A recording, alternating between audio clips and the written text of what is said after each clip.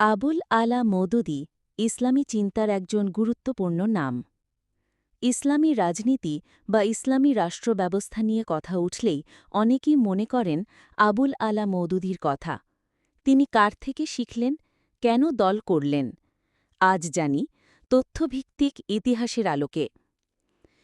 আবুল আলা মওদুদী জন্ম নেন ১৯০৩ সালে। ইসলামের রাষ্ট্রব্যবস্থা বিষয়ে চিন্তা করার পেছনে ৪টি বড় প্রভাব কাজ করেছিল বলে মনে করা হয়। প্রথমত, সিরিয়ার ইবনে তাইমিয়া, যিনি শরিয়া ভিত্তিক সমাজ প্রতিষ্ঠার কথা বলেছিলেন।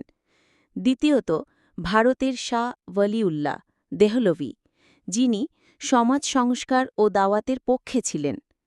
তৃতীয়ত, ড ইকবাল, যিনি মুসলিম উম্মার আত্মমর্যাদা ও স্বাধীনতার কথা বলেছেন। চতুর্থত, ব্রিটিশ উপনিবেশিক শাসন, যা তাকে উদ্বুদ্ধ করেছিল ইসলামী আদর্শে ফিরে যেতে।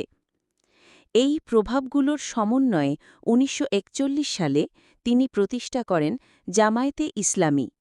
উদ্দেশ্য ছিল ইসলামী সমাজ ব্যবস্থা ও ন্যায়ভিত্তিক রাষ্ট্র প্রতিষ্ঠা করা। বর্তমান প্রভাব।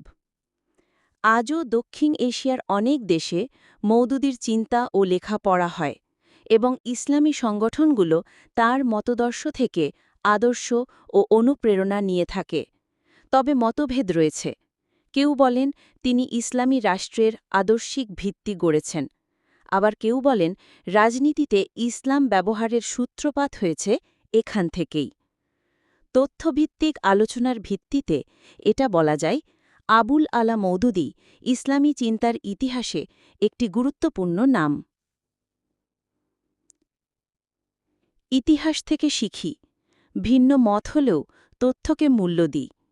মওদুদী সাহেবের ভাবনা ও অবদান আপনি কেমন দেখেন? কমেন্টে লিখুন ও জানাতে চাই পেজটিতে ফলো দিন।